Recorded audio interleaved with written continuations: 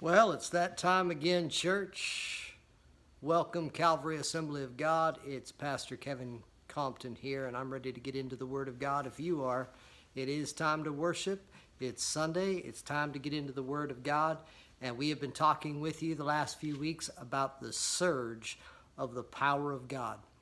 This week, we're going to get into the actual living in the surge. There is a surge from power on high. There is a sense that we needed to be connected to Jesus Christ to even be able to live in this surge. Now we're going to get in with the teaching of the Apostle Paul. Eventually, we have to set this up, but I want to get to Romans chapter 8. Again, we're going to pick it up in verse 2. I believe last week we only made it through verse 1, so I'm really excited this morning to get this across to you, this living in the surge of God's power.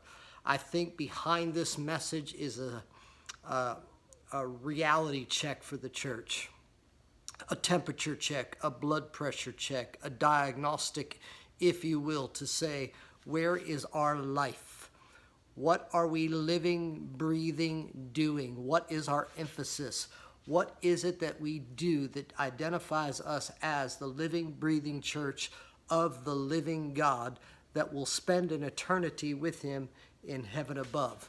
So these are all good background discussions to get us to this point to discover who and what we are in Christ Jesus.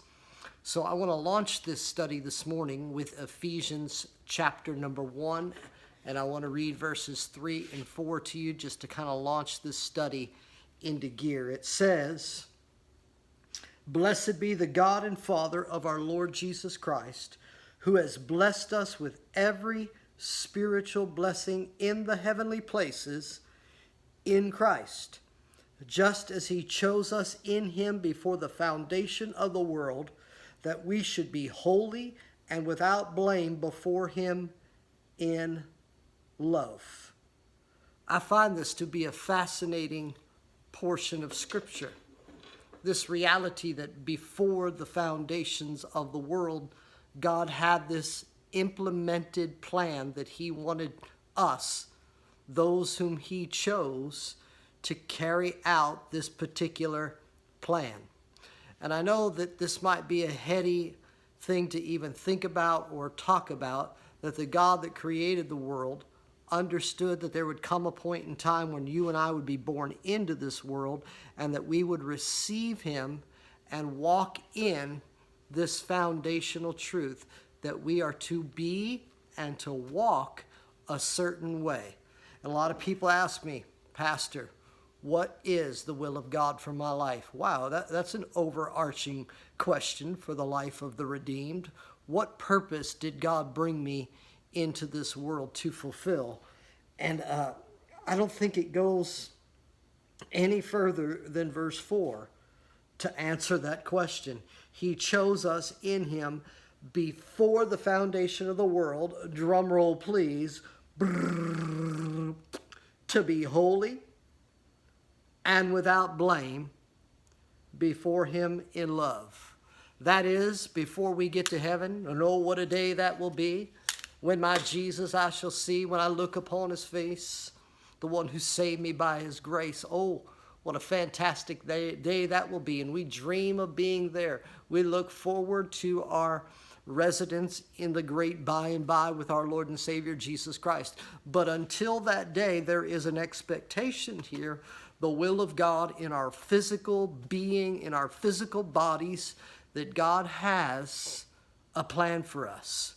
First and foremost, before we get into the actual specifics of what your job is, I believe we've got to get this right.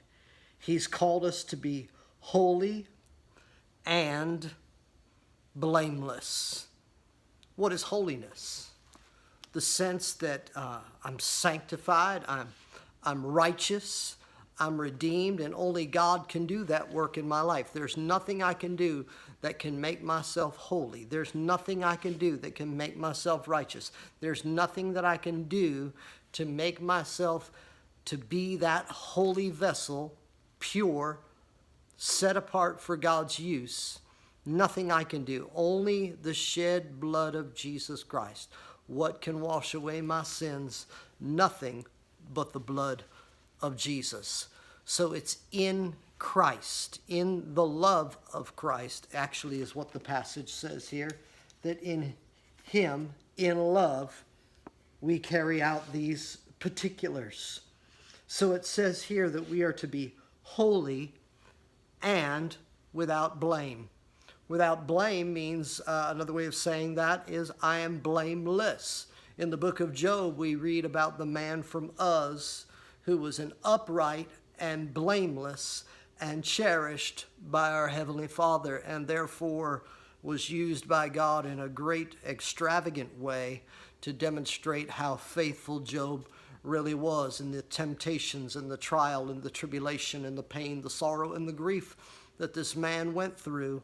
He did not turn his back on God, and we recognize that he received all of that, walked through all of that difficulty that he went through, and came out on the other side of it unscathed. And the second half of Job's life was more blessed than the first.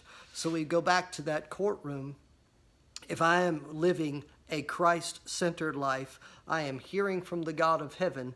Therefore, the enemy of my soul, Satan himself and his demons, scratch their heads. Why can't I bring this person down? Why can't I bring them into temptation? Why can I not make anything stick no matter what I throw at this person? I think that would have to be because we are so connected to the love of Christ. And I think that we have to understand that word, the love of God. We know that to be agape, a God-centered love. Nothing that we can manufacture here on earth. It is sent from God to us and is then transferring us, not because of anything that we are spectacular in our talents, gifts, and abilities, or our looks, or attractiveness, or anything like that. God loves us no matter what. And I think the problem is we look at a passage like this in Ephesians and we say, well, there's the expectation of God. He wants me to be holy and he wants me to be blameless, but I'm filled with idolatries and wickednesses and sins of all kinds. True. But the Redeemer wants to come in and say, that's not the intent. The intent of your life is that before the foundations of the world, I actually wanted you to be holy and blameless. That was my plan for your life the whole time. Because you've messed it up doesn't mean that you're removed from the plan. He's inviting us back to the plan through the shed blood of Jesus Christ, that he loves us regardless of where we've been and what we've done and the things we've gone through and the trials and the tribulations and so on and so forth, the repercussions of the sins that we've done. He says, I'm not counting that against you. You're turning to me. I'm forgiving you of your sins. You're repenting of your sins. I'm forgiving you, and I'm bringing you back to the agenda. I'm bringing you back to the fullness of the plan of God. If we can get a hold of that this morning, that he's not standing there like some petulant grandfather that's mad at you all the time. No, he loves you with an everlasting love, and he's trying to get you to come back to the original plan. Holiness, blameless. That if he has declared you as righteous, he's declared you as holy, therefore you are now living in accordance with his will and plan. And I know that it doesn't feel like that. We don't feel very holy. We don't feel blameless. It's because the enemy of our soul is constantly whispering in our ears the things that we have done, the sins that we've fallen victim to, the things that we've done in the past. He's constantly reminding us, but we have to believe the God-given truth that if he has forgiven us and if he has cleansed us of all of our sins, that he is working us back to the original agenda. The original agenda being a holy and blameless life. Oh, to God be the glory. Psalm 139, I believe, will reiterate what we have just said and what we have just gone through. Psalm 139, verse 16. Your eyes saw my substance, David said, being yet unformed. And in your book They all were written the days fashioned for me, when as yet there were none of them. Think of what we just read. That God saw our bodies being formed in our mother's womb. In fact, just a few verses prior, he was the one that was knitting us together in our mother's womb. He was the creator. He was the extravagant designer.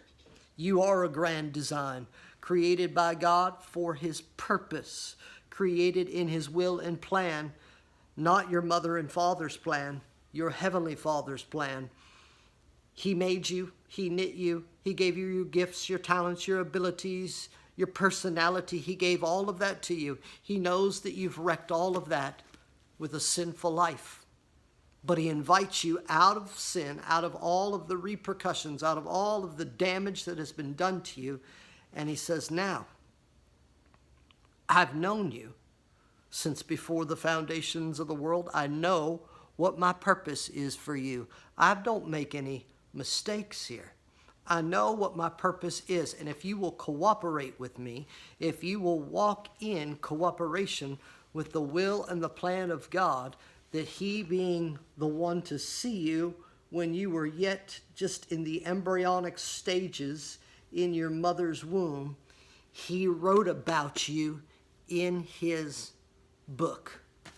David is saying that in the first person, and I believe we do no damage to the scriptures if we could say, he wrote about me in his book.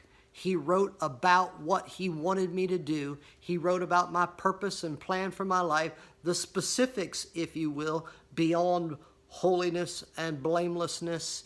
He says specifically, these are the things that I endeavor for you to do.